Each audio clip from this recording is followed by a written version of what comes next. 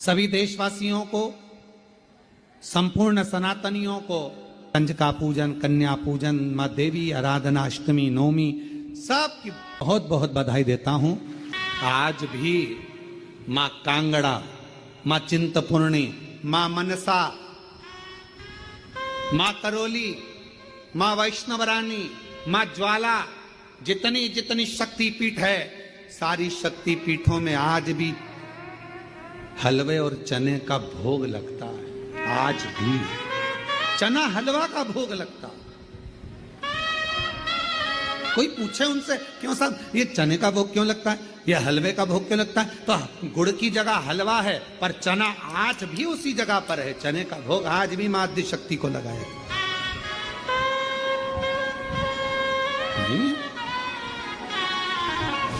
माँ तुम ही जग की माता, तुम ही हो भरता, मैया तुम ही हो भरता, भगतन के दुख हरता, संकट के दुख हरता, सुख संपत्ति करता।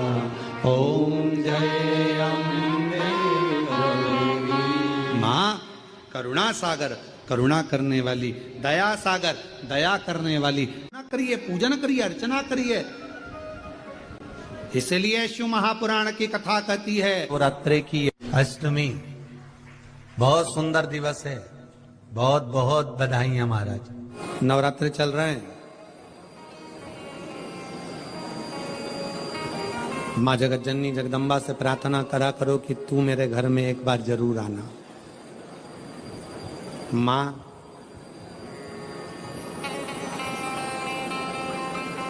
प्रत्येक घर के अंदर एक बेटी का जन्म जरूर होना चाहिए। माँ और बाप को दूसरा जन्म नहीं लेना पड़ेगा। वो भगवान शंकर के धाम में खूब आनंद के साथ कैलाश पर बैकुंठ में स्वर्ग के सिंहासन पर बैठेगा। स्वर्ग सिंहासन। दुनिया वालों से पूछो कि नवरात्रि में कन्या भोज क्यों कराते हो। दुनिया वालों से पूछो कि नवरात्रि में बेटियों को क्यों ढूंढने जाते हो। दुनिया वालों से पूछो कि नवरात्रि की अष्टमी और नवमी पर कन्या का पूजन क्यों करते हो। क्योंकि दुनिया वालों को ये मालूम पड़ना चाहिए कि देवी भागवत में लिखा है, एक कन्या एक बेटी जब किसी के घर में मुख झूठा करती है, एक बेटी एक कन्या जब किसी के घर में भोजन करती है, तो उसके भंडारे कभी खाली नहीं रहते। इसलिए कन्या पूजन किया जाता है, इसलिए बेटी का पूजन किया जाता है।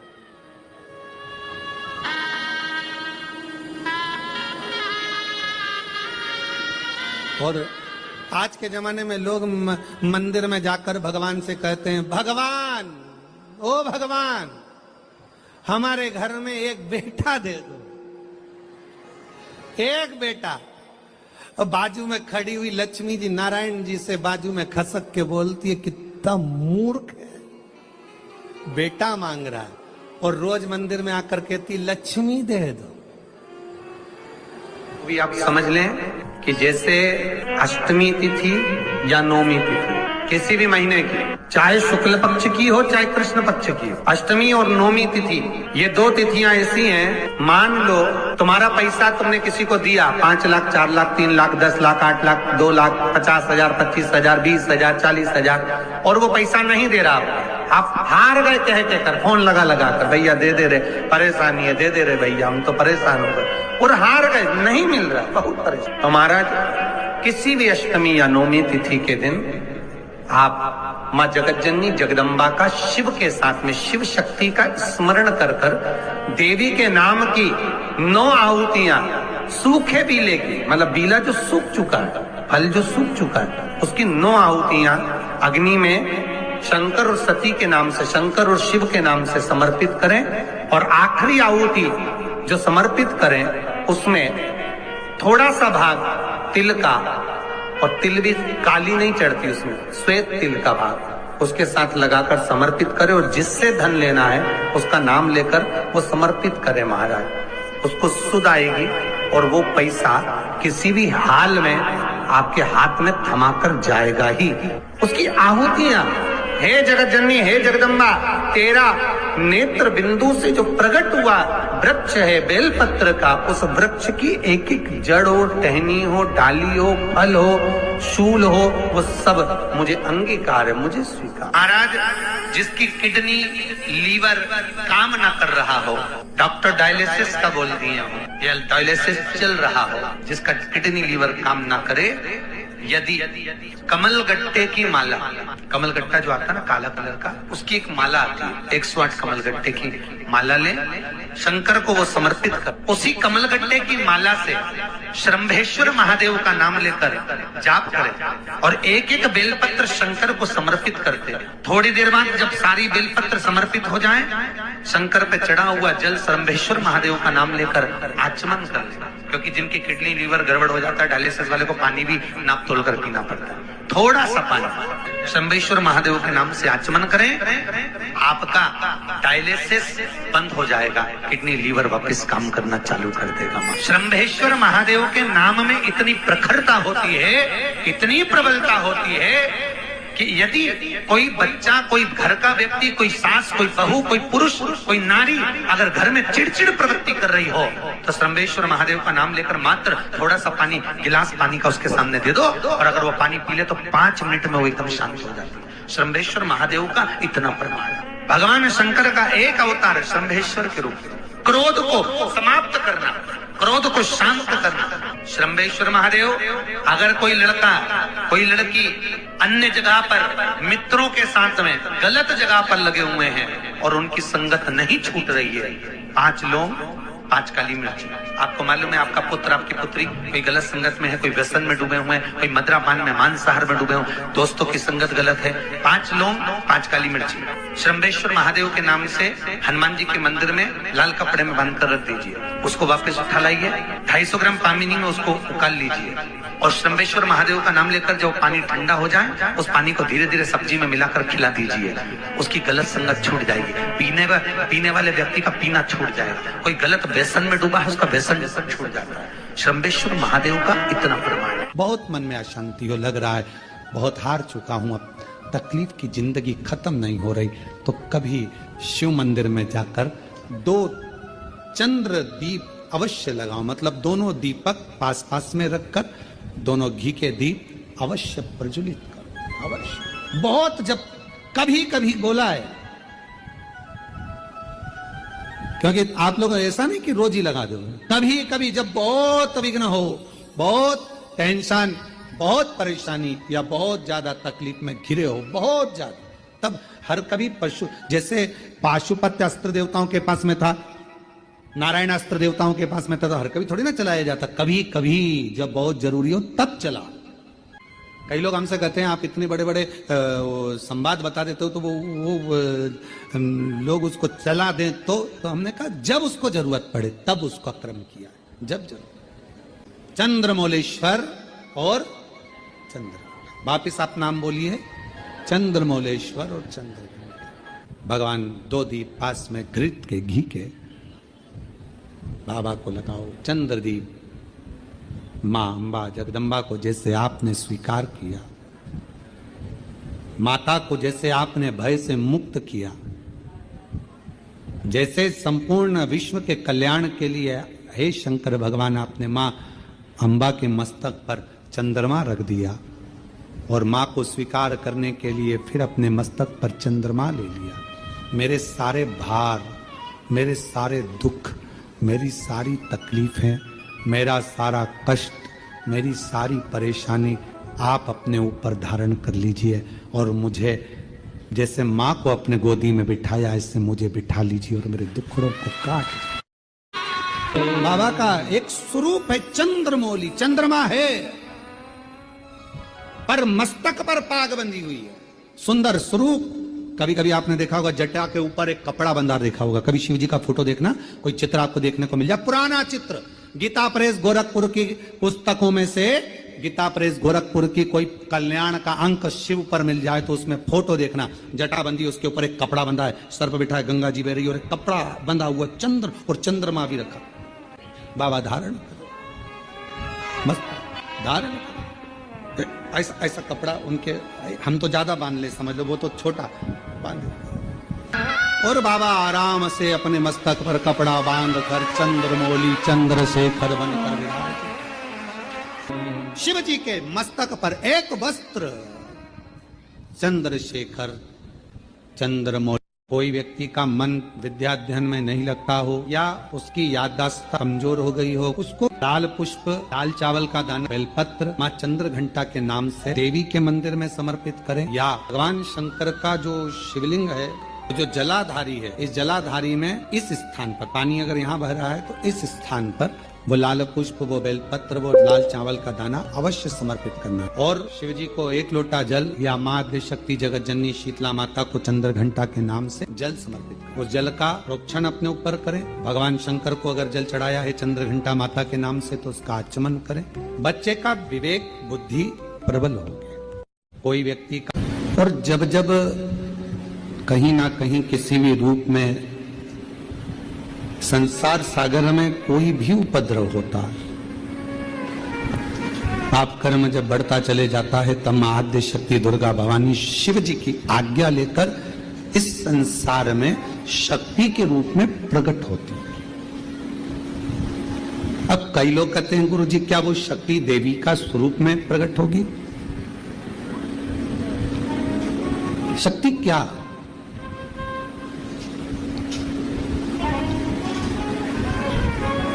जिस काम को सबने मना कर दिया कि ये तेरे बस का नहीं,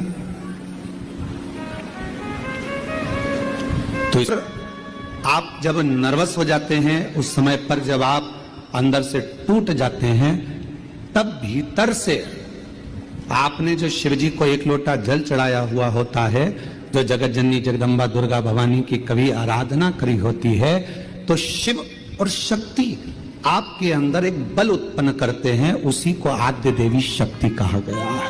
उसी को शक्ति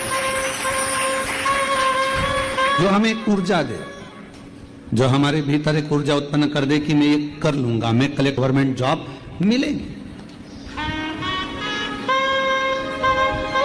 मैं ये दुकान लगा रहा हूं, मेरी ये दुकान चलेगी। आपके भीतर जब एक ऊर्जा अपने आप प्रकट होने लगे, आपके भीतर जब एक ऊर्जा अपने आप प्रकट हो और आपके भीतर एक बल, आपके भीतर एक ऊर्जा आने लगे, तो समझ लेना कि तुम्हारे भीतर शिव शक्ति मां दुर्गा भवानी का प्रकट हो गया है और शक्ति अपने आप की। अष्टमी के दिन भगवान शंकर को बेलपत्र समर्पित जरूर करना चाहिए, वो भी शाम के समय पर। प्रयास करा करो, अगर घर में संपदा लक्ष्मी नहीं आ रही हो, व्यापार व्यवसाय नहीं चल रहा हो, नौकरी सर्विस नहीं मिल रही हो, बहुत तकलीफ हो, 7 बेलपत्री केसर को घिसकर चंदन बनाकर बेलपत्री पर बीच वाली पत्ती पर ओम लिखना है। दोनों पत्तियों पर भी एक आद्यशक्ति जगदम्बा के नाम की केसर की बिंदी लगाना है, दूसरे में श्री गणेश रिद्धि सिद्धि के नाम की बिंदी लगाना है। शिव जी पर समर्पित करते जाना, शंकर को चढ़ाते जा। वो दुर्गा कोई साधारण नहीं है, वो दुर्गा कोई सहज नहीं है। महाराज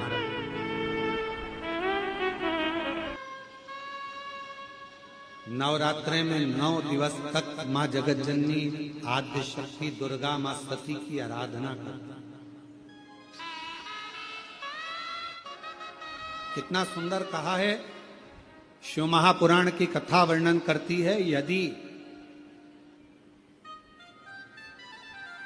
किसी भी अष्टमी तिथि को 12 महीने में शुक्ल पक्ष कृष्ण पक्ष की अष्टमी तिथि पड़ती है, यदि किसी भी अष्टमी तिथि को अगर किसी ने नियम बनाया 5 अष्टमी का, 8 अष्टमी का, 7 अष्टमी का, एक कनेर का पुष्प शिव जी के शिवलिंग को समर्पित करना, अशोक सुंदरी के स्पर्श करना, और जो जलाधारी होती है, जैसे ये शिवलिंग है, ये जलाधारी है, तो पहले शिवलिंग पर स्पर्श, फिर अशोक सुंदरी का स्पर्श, फिर जलाधारी पर कनेर का पुष्प शिव जी की ओर मुख कर कर, अर्थात जैसे मानो ये कनेर का पुष्प है तो ऐसा शिवलिंग का स्पर्श करते हुए जलाधारी पर जो समर्पित करता है, भगवान शंकर उसके मन की कामना को पूर्ण जरूर करते हैं। एक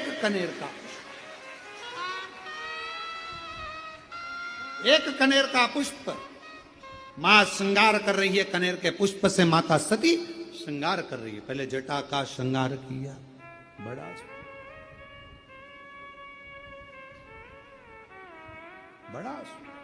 आपसे एक निवेदन करें आज शिव महापुराण के माध्यम से, जितने भी शिव भक्त कथा को सुन रहे हैं आस्था चैनल पर, फेसबुक, यूट्यूब पर, आपसे आज एक निवेदन करते हैं, करके देखिएगा। रोज मंदिर जाते हो, रोज जल चढ़ाते हो, रोज झाड़ू पोछा भी लगाते हो, रोज तुम कुछ ना कुछ जो रोज करते हो ना, रोज प्रतिदिन जो करते हो, कभी कभी हफ्ते में, महीने में एक बार थोड़ा सा बदल कर देखो, थोड़ा। रोज झाड़ू लगाते हो, पोछा लगाते हो, आज बाबा का थोड़ा श्रृंगार करो। रोज फूल लेकर जाते हो, बेलपत्र लेकर जाते हो, आज घर पे थोड़ा सा चंदन घिसो, थोड़ा चंदन। किसके लिए घिस रही हो? जम के बोलो जरा, अपने भोले बाबा। थोड़ा चंदन घिसो, वो नहीं, डब्बी मिलती है बाजार में, लोग आगे अष्टगंध को ही चंदन समझ लेते हैं, और थोड़ा सा पानी में घोला और श्रृंगार करके पोत के बाबा को लगाकर आ गए। ना ना ना ना, ऐसा नहीं। थोड़ा 2 बूंद पानी डालकर थोड़ा सा फिर चंदन को धीरे धीरे घिस रहे हो। हाथ की चूड़ी की आवाज उस चंदन में जा रही है, अर्थात दिल से भी कह रहे हो, हाथ से भी कह रहे हो, और चूड़ियां भी कह रही हैं, बाबा आपके लिए तैयार करा गया। कभी कभी हम रोज नहीं कर रहे, तुम्हारे पास टाइम नहीं है, हम जानते हैं तुम बहुत व्यस्त हो, इसलिए हम तुम्हारे को ज्यादा, आपने देखा होगा, पूरी कथा को उठाकर देख लीजिए, जितने साल की कथा उठाकर देखना है उतने साल की कथा उठाकर देखिए। आज तक हमने बहुत लंबा पूजन का कोई विधान नहीं बताया, हमने बहुत महंगा, बहुत सारा पैसा खर्चो ऐसा पूजन का विधान नहीं बताया। हमने प्रयास करा, तुम्हारे घर का लोटा और तुम्हारे घर का पानी और शंकर जी पे चढ़ गया और तुम निहाल हो गए, बस इतना ही बताया। ज्यादा 2-4 घंटे तक तुम मंदिर में बैठ गए और भगवान को, ना थोड़ा, और वो भी महीने में, हफ्ते में एक बार तुम जरा बदल कर देखो। कभी कभी एक काम करना कि घर से एक पुष्प में थोड़ा इत्र लगा कर ले जाना, और इत्र ले जाकर बाबा के उस पंखड़ियों को बाबा के ऊपर बिखेरना, श्रृंगार करना, इत्र, कभी कुछ बदल कर,